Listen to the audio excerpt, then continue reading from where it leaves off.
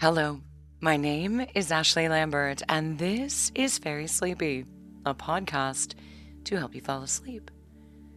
So, close your eyes, take a deep breath, and settle in. Get ready for tonight's story, The Adventure of the Empty House, from the book The Return of Sherlock Holmes by Sir Arthur Conan Doyle.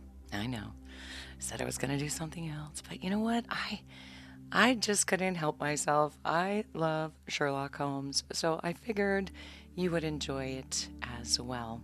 Any amazing works of literature are more fascinating to read and to listen to.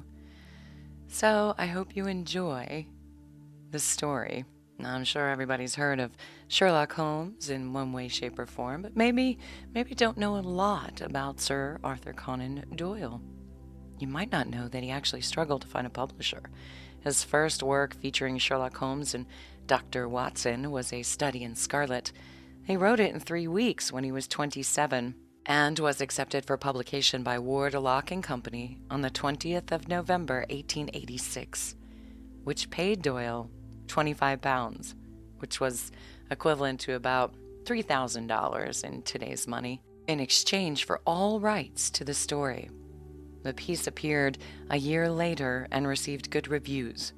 Holmes was partially modeled on Doyle's former university teacher, Joseph Bell.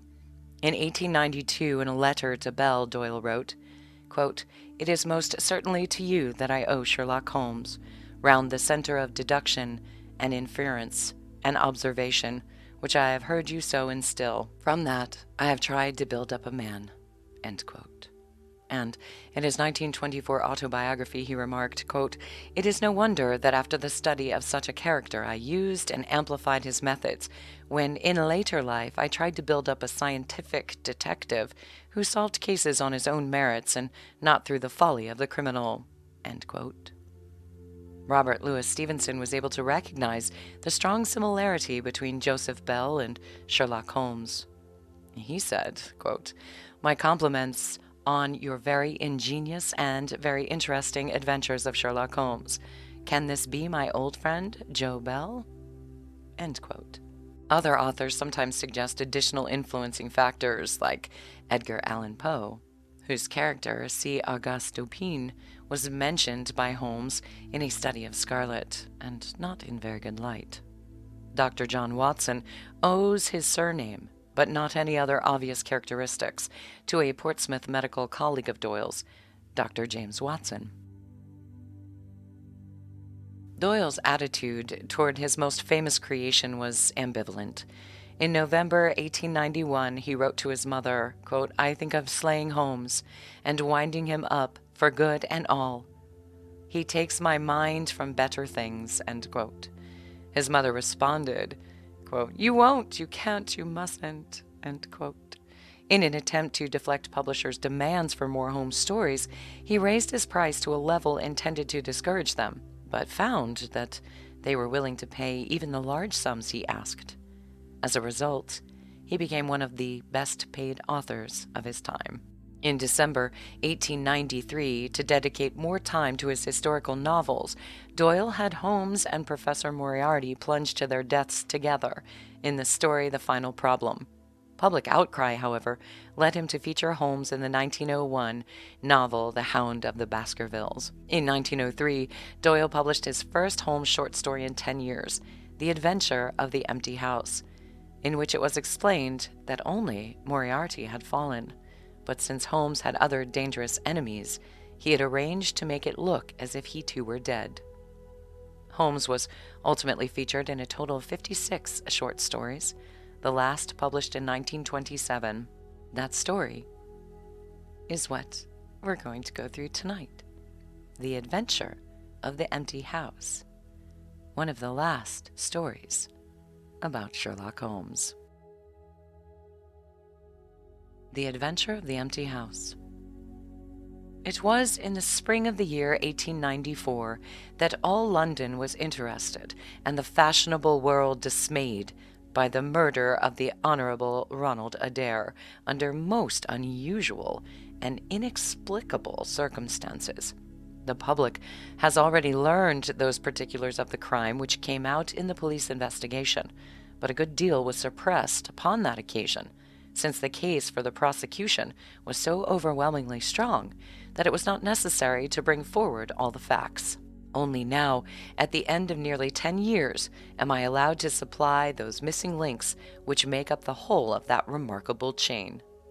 The crime was of interest in itself, but that interest was nothing to me compared to the inconceivable sequel, which afforded me the greatest shock and surprise of any event in my adventurous life. Even now, after this long interval, I find myself thrilling as I think of it, and feeling once more that sudden flood of joy, amazement, and utterly submerging my mind in it.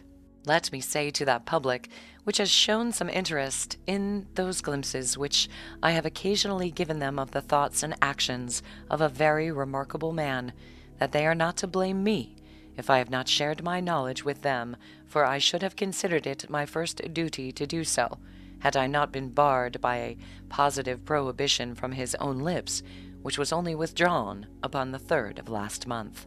It can be imagined that my close friendship with Sherlock Holmes had interested me deeply in crime, and that, after his disappearance, I never failed to read with care the various problems which came before the public. And I even attempted, more than once, for my own private satisfaction, to employ his methods in their solution, though with indifferent success. There was none, however, which appealed to me like this tragedy of Ronald Adair. As I read the evidence at the inquest, which led up to the verdict of willful murder against some person or persons unknown, I realized more clearly than I ever had done the loss which the community had sustained by the death of Sherlock Holmes. There were points about this strange business which would, I was sure, have specially appealed to him, and the efforts of the police would have been supplemented, or more probably anticipated, by the trained observation and the alert mind of the first criminal agent in Europe. All day, as I drove upon my round, I turned over the case in my mind and found no explanation which appeared to me to be adequate. At the risk of telling a twice-told tale, I will recapitulate the facts as they were known to the public at the conclusion of the inquest. The Honorable Ronald Adair was the second son of the Earl of Maynooth, at that time governor of one of the Australian colonies. Adair's mother had returned from Australia to undergo the operation for cataract, and she, her son Ronald, and her daughter Hilda were living together at 427 Park Lane. The youth, moved in the best society, had, so far as was known, no enemies and no particular vices. He had been engaged to Miss Edith Woodley of Carstairs, but the engagement had been broken off by mutual consent some months before, and there was no sign that it had left any very profound feeling behind it. For the rest, the man's life moved in a narrow and conventional circle, for his habits were quiet and his nature unemotional. Yet it was upon this easy-going young aristocrat that death came, in most strange and unexpected form, between the hours of 10 and 11:20 on the night of March 30, 1894.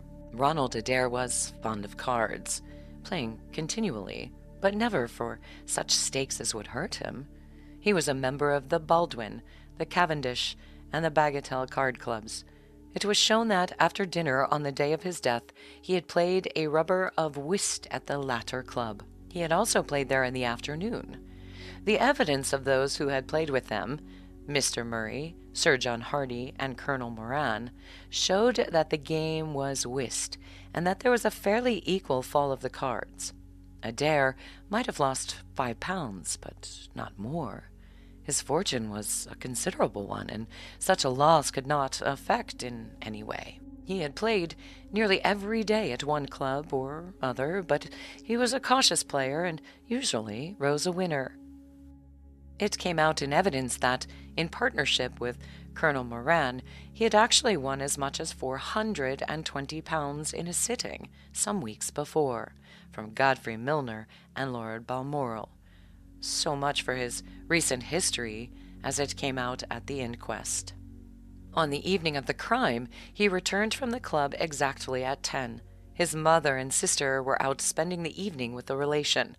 The servant deposed that she heard him enter the front room on the second floor, generally used as his sitting room. She had lit a fire there, and as it smoked, she had opened the window. No sound was heard from the room until 11:20, the hour of the return of Lady Maynooth and her daughter. Desiring to say good night, she attempted to enter her son's room. The door was locked on the inside, and no answer could be got to their cries and knocking. Help was obtained and the door forced. The unfortunate young man was found lying near the table. He had been shot by an expanding revolver bullet, but no weapon of any sort was to be found in the room.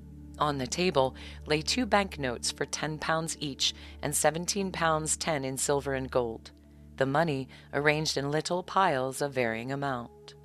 There were some figures also upon a sheet of paper with the names of some club friends opposite to them, from which it was conjectured that before his death he was endeavoring to make out his losses or winnings at cards.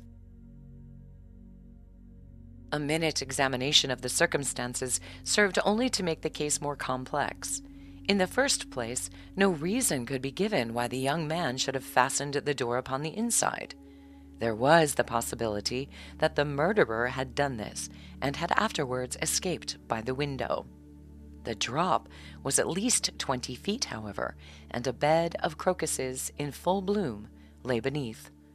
Neither the flowers nor the earth showed any sign of having been disturbed, nor were there any marks upon the narrow strip of grass which separated the house from the road. Apparently, therefore, it was the young man himself who had fastened the door. But how did he come by his death? No one could have climbed up to the window without leaving traces. Suppose a man had fired through the window. He would indeed be a remarkable shot who could with a revolver inflict so deadly a wound. Again, Park Lane is a frequented thoroughfare. There is a cab stand within 100 yards of the house. No one had heard a shot. And yet there was the dead man, and there the revolver bullet, which had mushroomed out as soft-nosed bullets will, and so inflicted a wound which must have caused instantaneous death. Such were the circumstances of the Park Lane mystery, which were further complicated by the entire absence of motive, since, as I have said, young Adair was not known to have any enemy, and no attempt had been made to remove the money or valuables in the room. All day I turned these facts over in my mind, endeavoring to hit upon some theory which could reconcile them all, and to find that line of least resistance which my poor friend had declared to be the starting point of every investigation. I confess that I made little progress. In the evening, I strolled across the park and found myself about 6 o'clock at the Oxford Street end of Park Lane. A group of loafers upon the pavements, all staring up at a particular window, directed me to the house which I had come to see. A tall, thin man with colored glasses, whom I strongly suspected of being a plainclothes detective, was pointing out some theory of his own, while the others crowded round to listen to what he said. I got as near him as I could, but his observations seemed to me to be absurd, so I withdrew again in some disgust. As I did so, I struck against an elderly, deformed man who had been behind me, and I knocked down several books which he was carrying. I remember that, as I picked them up, I observed the title of one of them, The Origin of Tree Worship, and it struck me that the fellow must be some poor bibliophile who, either as a trade or as a hobby, was a collector of obscure volumes. I endeavored to apologize for the accident, but it was evident that these books, which I had so unfortunately maltreated, were very precious objects in the eyes of their owner. With a snarl of contempt, he turned upon his heel, and I saw his curved back and white side whiskers disappear among the throng. My observations of number 427 Park Lane did little to clear up the problem in which I was interested. The house was separated from the street by a low wall and railing, the whole not more than 5 feet high. It was perfectly easy, therefore, for anyone to get into the garden, but the window was entirely inaccessible, since there was no water pipe or anything which could help the most active man to climb it. More puzzled than ever, I retraced my steps to Kensington. I had not been in my study 5 minutes when the maid entered to say that a person desired to see me. To my astonishment, it was none other than my strange old book collector, his sharp, wizened face peering out from a frame of white hair, and his precious volumes, a dozen of them at least, wedged under his right arm. "You're surprised to see me, sir," said he, in a strange, croaking voice. I acknowledged that I was. "Well, I have a conscience, sir, and when I chanced to see you go into this house as I came hobbling after you, I thought to myself, I'll just step in and see that kind gentleman, and tell him that, if I was a bit gruff in my manner, there was not any harm meant, and that I am much obliged to him for picking up my books." "You make too much of a trifle," said I. "May I ask how you knew who I was?" "Well, sir, if it isn't too great a liberty, I am a neighbor of yours, for you'll find my little bookshop at the corner of Church Street, and very happy to see you, I am sure. Maybe you collect yourself, sir. Here's British Birds and the Holy War, a bargain, every one of them. With 5 volumes, you could just fill that gap on that second shelf. It looks untidy, does it not, sir?" I moved my head to look at the cabinet behind me. When I turned again, Sherlock Holmes was standing, smiling at me across my study table. I rose to my feet, stared at him for some seconds in utter amazement, and then it appears that I must have fainted, for the first and last time in my life. Certainly a gray mist swirled before my eyes, and when it cleared, I found my collar ends undone, and the tingling aftertaste of brandy upon my lips. Holmes was bending over my chair, his flask in his hand. "My dear Watson," said the well-remembered voice, "I owe you 1,000 apologies. I had no idea that you would be so affected." I gripped him by the arms. "Holmes," I cried, "is it really you? Can it indeed be that you are alive? Is it possible that you succeeded in climbing out of that awful abyss?" "Wait a moment," said he. "Are you sure that you are really fit to discuss things? I've given you a serious shock by my unnecessarily dramatic reappearance." "I am all right, but indeed, Holmes, I can hardly believe my eyes. Good heavens, to think that you, of all men, should be standing in my study." I gripped him by the sleeve and felt the thin, sinewy arm beneath it. "Well, you're not a spirit, anyhow," said I. "My dear chap, I am overjoyed to see you. Sit down and tell me how you came alive out of that dreadful chasm." He sat opposite to me and lit a cigarette in his own nonchalant manner. He was dressed in the seedy frock coat of the book merchant, but the rest of that individual lay in a pile of white hair and old books upon the table. Holmes looked even thinner and keener than of old, but there was a dead white tinge in his aquiline face which told me that his life recently had not been a healthy one. "I am glad to stretch myself, Watson," said he. "It is no joke when a tall man has to take a foot off his stature for several hours on end. Now, my dear fellow, in the matter of these explanations we have, if I may ask for your cooperation, a hard and dangerous night's work in front of us. Perhaps it would be better if I gave you an account of the whole situation when the work is finished." "I am full of curiosity. I should much prefer to hear now." "You'll come with me tonight?" "When you like, and where you like." "This is indeed like the good old days. We shall have time for a mouthful of dinner before we need to go. Well, then, about that chasm, I had no serious difficulty in getting out of it, for the very simple reason that I was never in it." "You were never in it?" "No, Watson. I never was in it. My note to you is absolutely genuine. I had little doubt that I had come to the end of my career when I perceived the somewhat sinister figure of the late Professor Moriarty standing upon the narrow pathway which led to safety. I read an inexorable purpose in his gray eyes. I exchanged some remarks with him, therefore, and obtained his courteous permission to write the short note which you afterwards received. I left it with my cigarette box and my stick, and I walked along the pathway, Moriarty still at my heels. When I reached the end, I stood at bay. He drew no weapon, but he rushed at me and threw his long arms around me.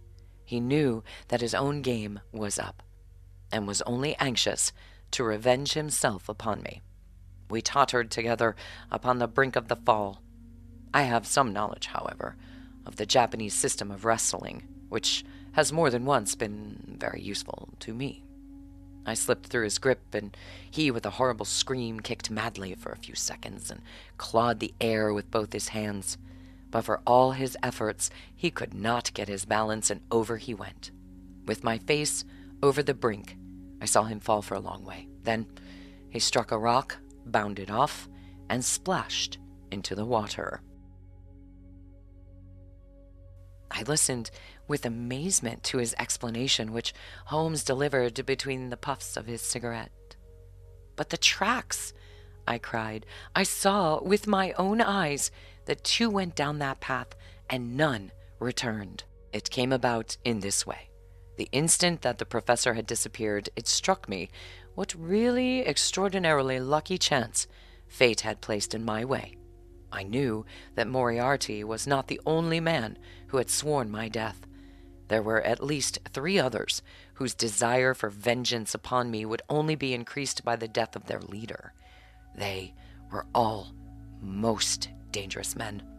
One or other would certainly get me. On the other hand, if all the world was convinced that I was dead, they would take liberties, these men. They would soon lay themselves open, and sooner or later I could destroy them. Then it would be time for me to announce that I was still in the land of the living. So rapidly does the brain act that I believe I had thought this all out before Professor Moriarty had reached the bottom of the Reichenbach Fall. I stood up and examined the rocky wall behind me. In your picturesque account of the matter, which I read with great interest some months later, you assert that the wall was sheer. That was not literally true. A few small footholds presented themselves, and there was some indication of a ledge. The cliff is so high that to climb it all was an obvious impossibility, and it was equally impossible to make my way along the wet path without leaving some tracks. I might, it is true, have reversed my boots, as I have done on similar occasions, but the sight of the 3 sets of tracks in one direction would certainly have suggested a deception. On the whole, then, it was best that I should risk the climb. It was not a pleasant business, Watson. The fall roared beneath me. I am not a fanciful person, but I give you my word that I seemed to hear Moriarty's voice screaming at me out of the abyss. A mistake would have been fatal. More than once, as tufts of grass came out in my hand or my foot slipped in the wet notches of the rock, I thought that I was gone. But I struggled upward, and at last I reached a ledge several feet deep and covered with soft green moss where I could lie unseen, in the most perfect comfort. There I was stretched when you, my dear Watson, and all your following were investigating, in the most sympathetic and inefficient manner, the circumstances of my death. At last, when you had all formed your inevitable and totally erroneous conclusions, you departed for the hotel, and I was left alone.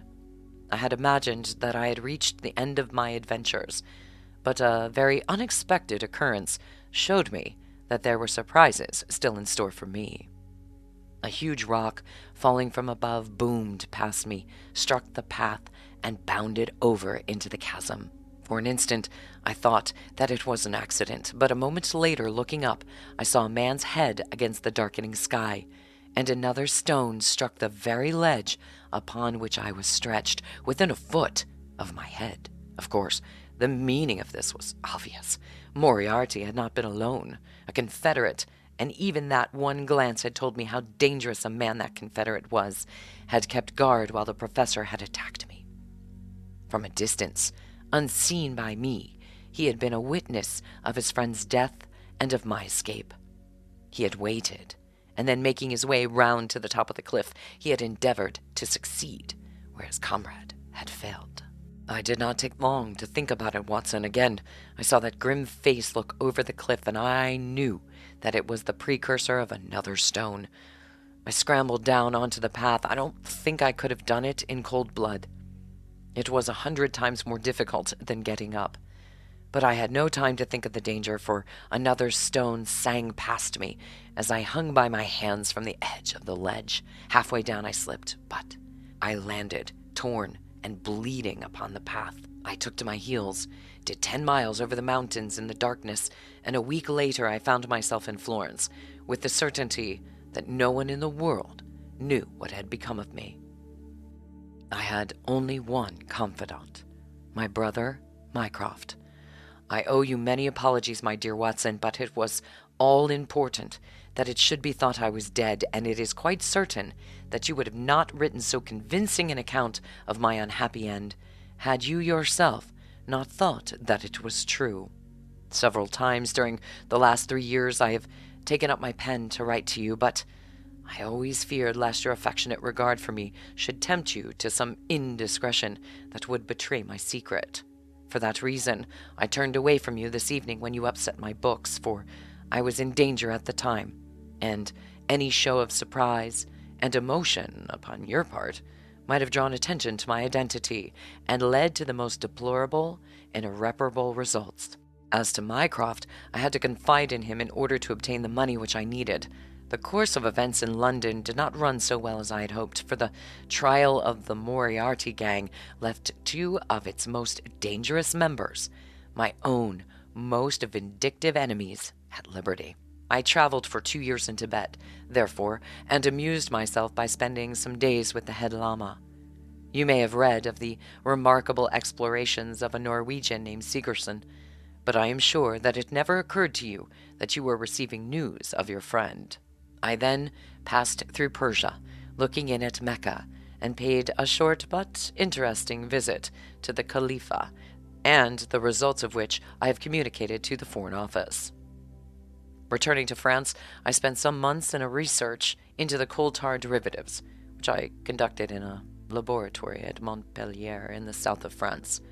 Having concluded this to my satisfaction, and learning that only one of my enemies was now left in London, I was about to return, when my movements were hastened by the news of this very remarkable Park Lane mystery, which not only appealed to me by its own merits, but which seemed to offer some peculiar personal opportunities. I came over at once to London, called in my own person at Baker Street, threw Mrs. Hudson into violent hysterics, and found that Mycroft had preserved my rooms and my papers exactly as they had always been.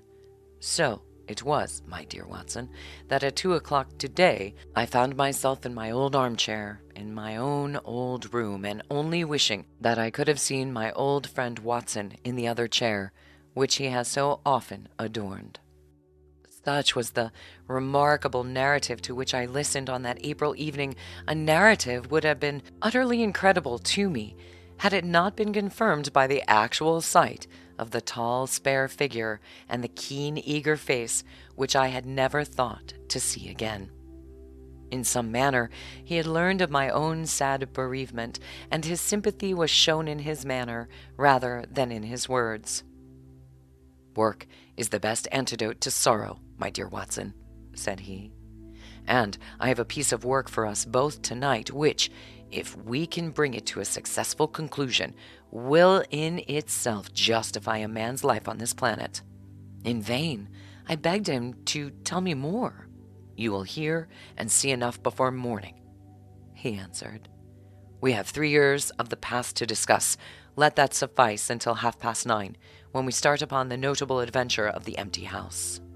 It was, indeed, like old times, when at that hour I found myself seated beside him in a hansom, my revolver in my pocket, and the thrill of adventure in my heart. Holmes was cold and stern and silent. As the gleam of the street lamps flashed upon his austere features, I saw that his brows were drawn down in thought, and his thin lips compressed. I knew not what wild beast we were about to hunt down in the dark jungle of criminal London, but I was well assured from the bearing of this master huntsman that the adventure was a most grave one, while the sardonic smile which occasionally broke through his gloom boded little good for the object of our quest. I had imagined that we were bound for Baker Street, but Holmes stopped the cab at the corner of Cavendish Square. I observed that as he stepped out, he gave a most searching glance to right and left, and at every subsequent street corner he took the utmost pains to assure that he was not followed. Our route was certainly a singular one. Holmes's knowledge of the byways of London was extraordinary, and on this occasion he passed rapidly and with an assured step through the network of mews and stables, the very existence of which I had never known. We emerged at last into a small road lined with old, gloomy houses, which led us into Manchester Street, and so to Blandford Street. Here he turned swiftly down a narrow passage, passed through a wooden gate into a deserted yard, and then opened with a key the back door of a house. We entered together, and he closed it behind us. The place was pitch dark, but it was evident to me that it was an empty house. Our feet creaked and crackled over the bare planking, and my outstretched hand touched a wall from which the paper was hanging in ribbons. Holmes's cold, thin fingers closed round my wrist and led me forward down a long hall until I dimly saw the murky fanlight over the door. Here Holmes turned suddenly to the right, and we found ourselves in a large, square, empty room, heavily shadowed in the corners but faintly lit in the center from the lights of the street beyond. There was no lamp near, and the window was thick with dust, so that we could only just discern each other's figures within. My companion put his hand upon my shoulder and his lips close to my ear. "Do you know where we are?" he whispered. "Surely that is Baker Street," I answered, staring through the dim window. "Exactly.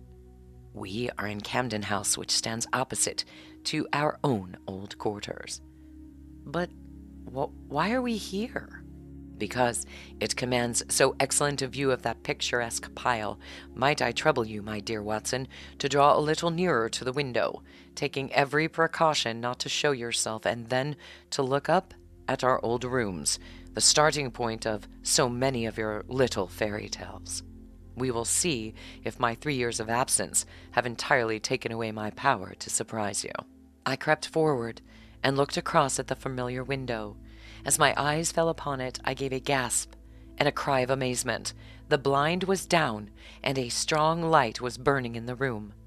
The shadow of a man who was seated in a chair within was thrown in hard, black outline upon the luminous screen of the window. There was no mistaking the poise of the head, the squareness of the shoulders, the sharpness of the features. The face was turned half round, and the effect was that of one of those black silhouettes which our grandparents loved to frame. It was a perfect reproduction of Holmes. So amazed was I that I threw out my hand to make sure that the man himself was standing beside me. He was quivering with silent laughter. "Well," said he. "Good heavens," I cried, "it is marvelous!"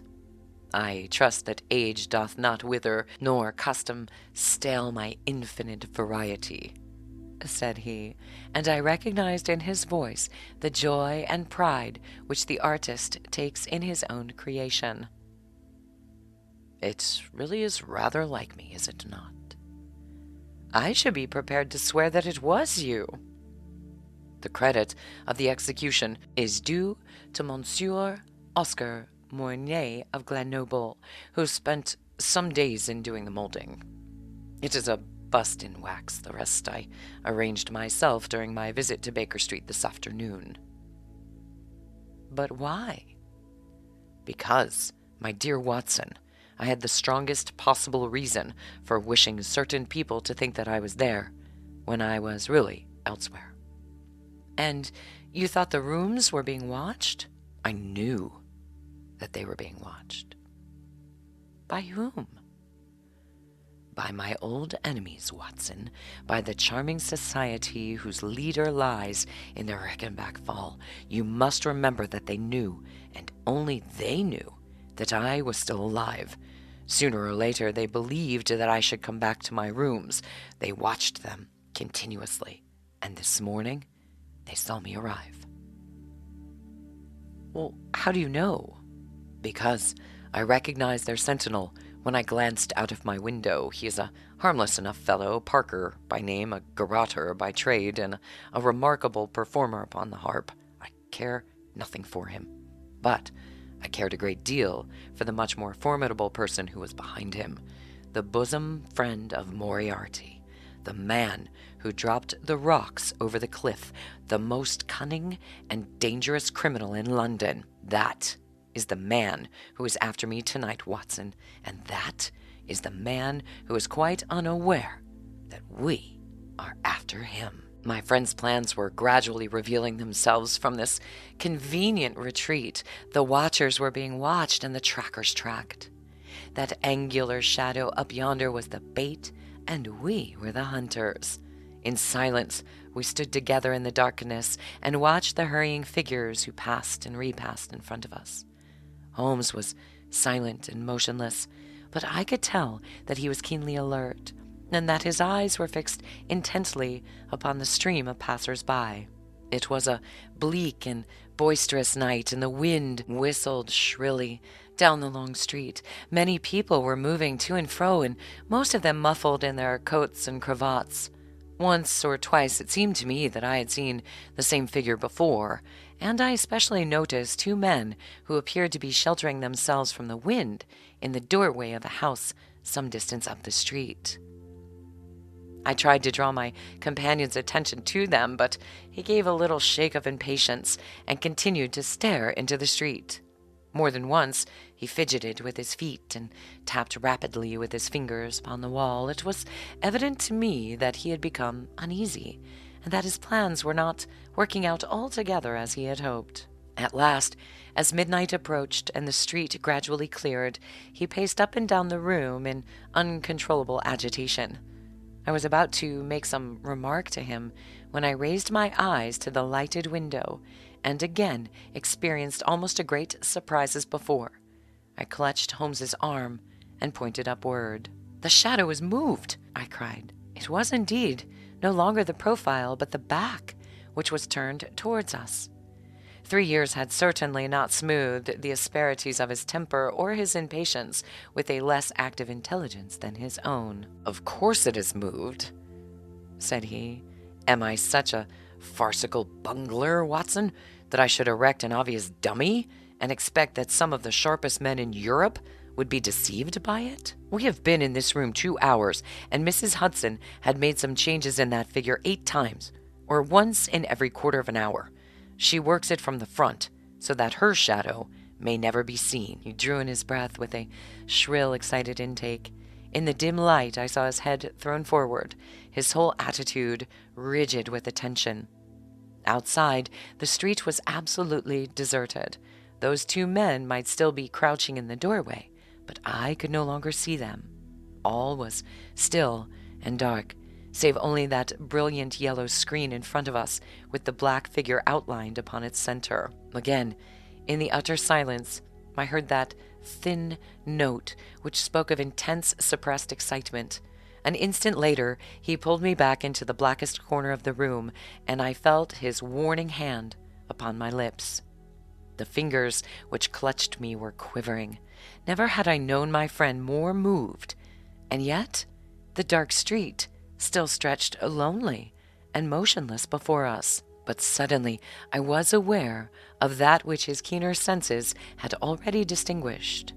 A low, stealthy sound came to my ears, not from the direction of Baker Street, but from the back of the very house in which we lay concealed. A door opened and shut. An instant later, steps crept down the passage, steps which were meant to be silent, but which reverberated harshly through the empty house. Holmes crouched back against the wall, and I did the same, my hand closing upon the handle of my revolver. Peering through the gloom, I saw the vague outline of a man, a shade darker than the darkness of the open door.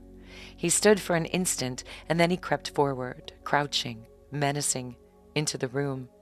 He was within 3 yards of us, this sinister figure, and I had braced myself to meet his spring before I realized that he had no idea of our presence. He passed close by us, stole over to the window, and very softly and noiselessly raised it for half a foot.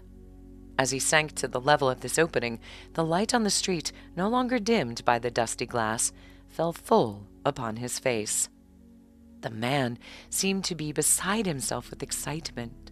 His 2 eyes shone like stars, and his features were working convulsively. He was an elderly man with a thin, projecting nose, a high, bald forehead, and a huge, grizzled mustache. An opera hat was pushed to the back of his head, and an evening dress, shirt front, gleamed out through his open overcoat. His face was gaunt and swarthy, scored with deep, savage lines. In his hand he carried what appeared to be a stick, but as he laid it down upon the floor it gave a metallic clang. Then from the pocket of his overcoat he drew a bulky object, and he busied himself in some task which ended with a loud, sharp click, as if a spring or bolt had fallen into its place. Still kneeling upon the floor, he bent forward and threw all his weight and strength upon some lever, with the result that there came a long, whirling, grinding noise, ending once more in a powerful click.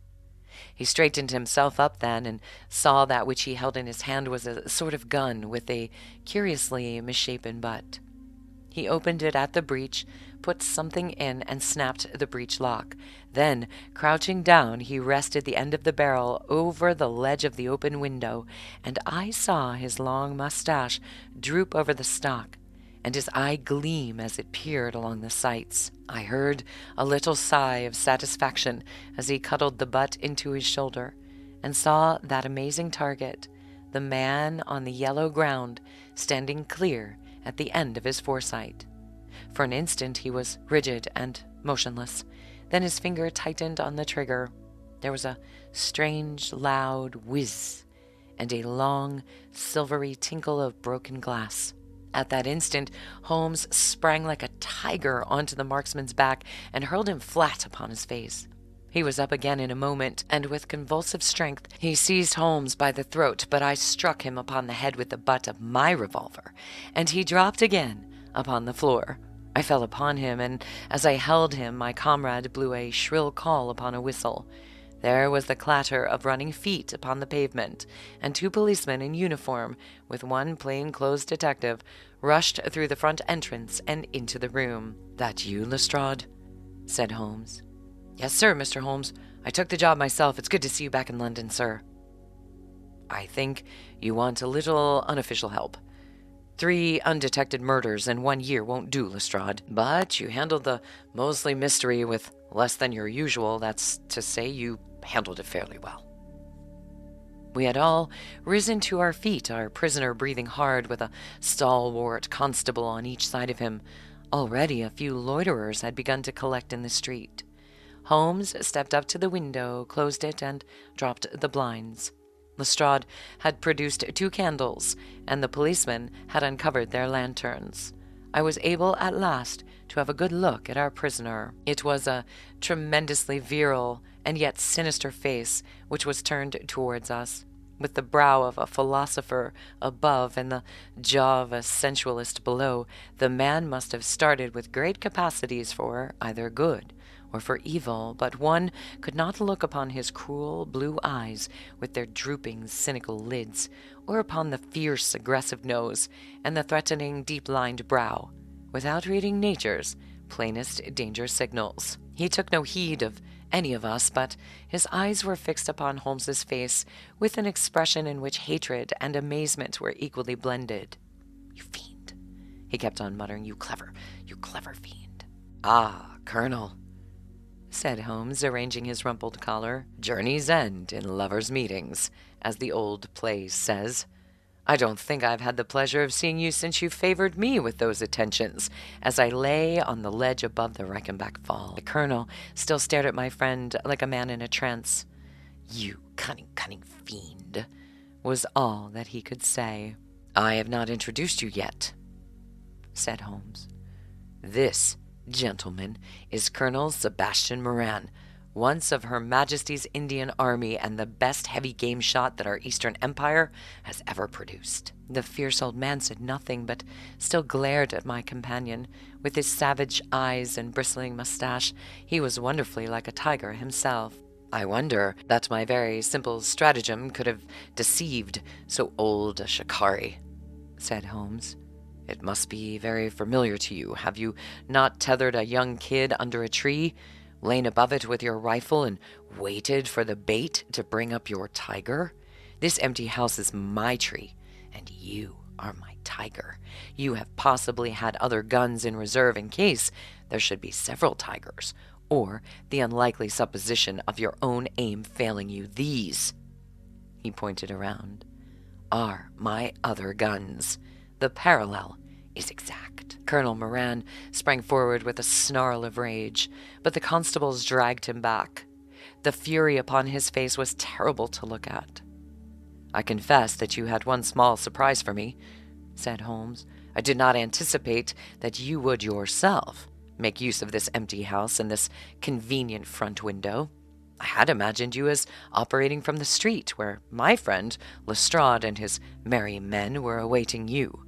With that exception, all has gone as I expected." Colonel Moran turned to the official detective. "You may or may not have just cause for arresting me," said he, "but at least there can be no reason why I should submit to the jibes of this person. If I am in the hands of the law, let things be done in a legal way." "Well, that's reasonable enough," said Lestrade. "Nothing further you have to say, Mr. Holmes, before we go?" Holmes had picked up the powerful air gun from the floor and was examining its mechanism. "An admirable and unique weapon," said he. "Noiseless and of tremendous power. I knew von Herder, the blind German mechanic who constructed it to the order of the late Professor Moriarty. For years I have been aware of its existence, though I had never before had the opportunity of handling it. I commend it very specially to your attention, Lestrade, and also the bullets which fit it." "You can trust us to look after that, Mr. Holmes," said Lestrade as the whole party moved toward the door. "Anything further to say?" "Only to ask what charge you intend to prefer." "What charge, sir?" "Why, of course, the attempted murder of Mr. Sherlock Holmes." "Not so, Lestrade. I do not propose to appear in the matter at all. To you, and to you only, belongs the credit of the remarkable arrest which you have effected. Yes, Lestrade, I congratulate you. With your usual happy mixture of cunning and audacity, you had got him." "Got him? Got who, Mr. Holmes?" "The man that the whole force has been seeking in vain. Colonel Sebastian Moran, who shot the Honorable Ronald Adair with an expanding bullet from an air gun through the open window of the second-floor front of number 427 Park Lane upon the 30th of last month. That's the charge, Lestrade. And now, Watson, if you can endure the draught from a broken window, I think that half an hour in my study over a cigar may afford you some profitable amusement." Our old chambers had been left unchanged through the supervision of Mycroft Holmes and the immediate care of Mrs. Hudson. As I entered, I saw, it is true, an unwonted tidiness, but the old landmarks were all in their place. There was the chemical corner and the acid-stained deal-topped table. There, upon a shelf, was the row of formidable scrapbooks and books of reference, which many of our fellow citizens would have been so glad to burn. The diagrams, the violin case and the pipe rack, even the Persian slipper which contained the tobacco, all met my eyes as I glanced round me. There were two occupants of the room, one Mrs. Hudson, who beamed upon us both as we entered, the other the strange dummy which had played so important a part in the evening's adventures. It was a wax-colored model of my friend, so admirably done that it was a perfect facsimile. It stood on a small pedestal table with an old dressing-gown of Holmes, so draped round it that the illusion from the street was absolutely perfect. "I hope you observed all precautions, Mrs. Hudson," said Holmes. "I went to it on my knees, sir, just as you told me." Excellent, excellent. You carried the thing out very well. Did you observe where the bullet went? Yes, sir. I'm afraid it has spoilt your beautiful bust, for it has passed right through the head and flattened itself on the wall. I picked it up from the carpet. Here it is. Holmes held it out to me. A soft revolver bullet, as you perceive, Watson. There's genius in that. For who would expect to find such a thing fired from an air gun? All right, Mrs. Hudson, I am much obliged for your assistance. And now, Watson, let me see you in your old seat once more, for there are several points which I should like to discuss with you. He had thrown off the seedy frock coat, and now he was the Holmes of old in the mouse-colored dressing gown from which he took from his effigy. The old shikari's nerves have not lost their steadiness, nor his eyes their keenness, said he with a laugh as he inspected the shattered forehead of his bust. He was the best shot in India, and I expect that there are a few better in London. Have you heard the name? No, I have not. Well, such is fame. But then, if I remember right, you had not heard the name of Professor James Moriarty, who had one of the great brains of the century. Just give me down my index of biographies from the shelf. He turned over the pages lazily, leaning back in his chair and blowing great clouds from his cigar. My collection of M's is a fine one, said he. Moriarty himself is enough to make any letter illustrious. And here is Morgan, the poisoner, and Merridew of abominable memory, and Matthews, who knocked out my left canine in the waiting room at Charing Cross. And finally, here is our friend of tonight. He handed over the book, and I read, Moran, Sebastian, Colonel, unemployed, formerly 1st Bangalore Pioneers, born London, 1840, son of Sir Augustus Moran, C.B., once British minister to Persia, educated Eton and Oxford, author of Heavy Game of the Western Himalayas, 1881, 3 Months in the Jungle, 1884, address, Conduit Street, clubs, the Tankerville, and the Bagatelle Card Club. On the margin was written, in Holmes's precise hand, the second most dangerous man in London. This is astonishing, said I, as I handed back the volume. The man's career is that of an honorable soldier. Yes, it is true, Holmes answered. Up to a certain point he did well. He was always a man of iron nerve, and the story is still told in India, how he crawled down a drain after a wounded man-eating tiger. There are some trees, Watson, which grow to a certain height, and then suddenly develop some unsightly eccentricity. You will see it often in humans. I have a theory that the individual represents in his development the whole procession of his ancestors, and that a sudden turn to good or evil stands for some strong influence which came down the line of his pedigree. The person becomes, as it were, the epitome of the history of his own family. It is surely rather fanciful. Well, I don't insist upon it. Whatever the cause, Colonel Moran began to go wrong.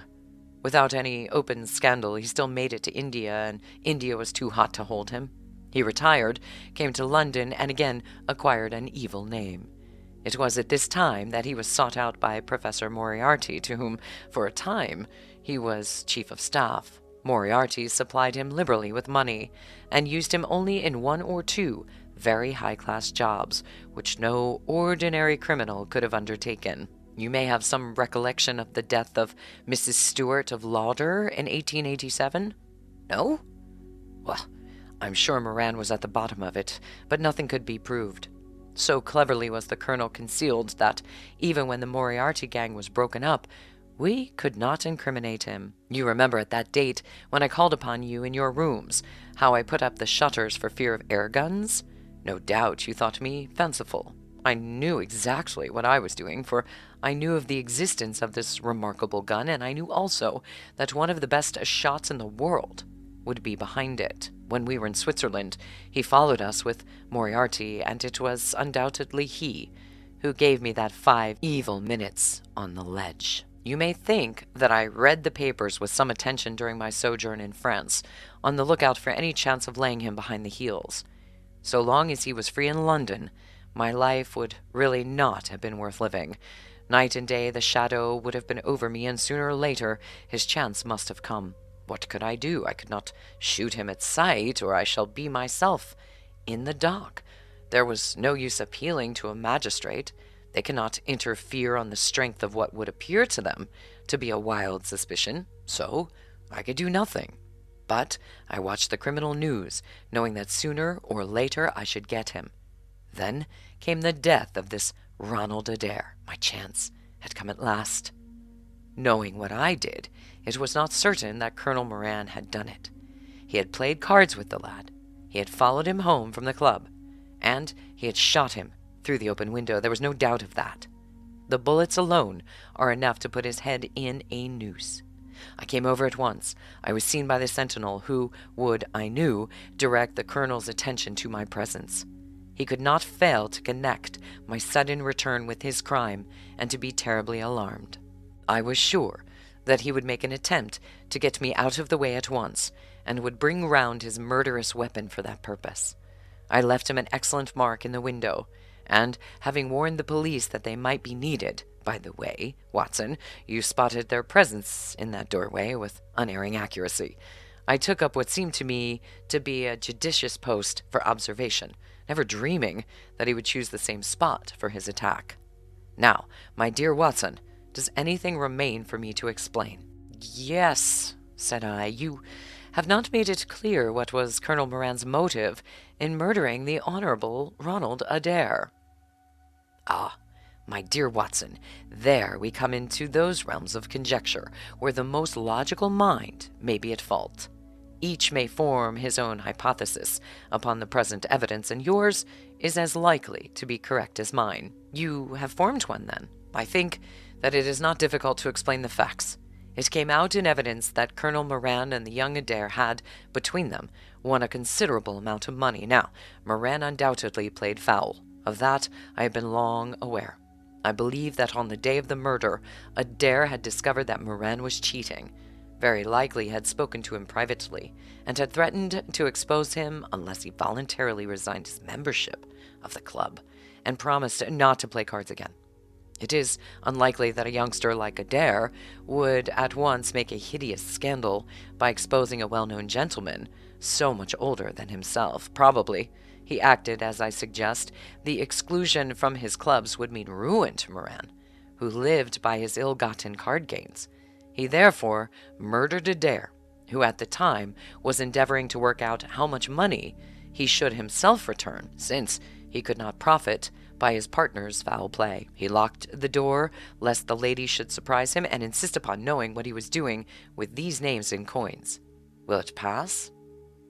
I have no doubt that you have hit upon the truth. It will be verified or disproved at the trial. Meanwhile, come what may, Colonel Moran will trouble us no more. The famous air gun of Von Herder will embellish the Scotland Yard Museum, and once again Mr. Sherlock Holmes is free to devote his life to examining those interesting little problems which the complex life of London so plentifully presents. The end. I hope you enjoyed the story of the empty house and Sherlock Holmes. It's always fun to read all of the stories and try and figure it out before Sherlock Holmes does, and of course that never happens. But The Adventure of the Empty House in the book The Return of Sherlock Holmes by Sir Arthur Conan Doyle. I hope it made you very, very sleepy. Keep an ear out for next week's episode. It'll be a surprise to all of us, I'm sure. My name is Ashley Lambert, and this is Very Sleepy. Until next time.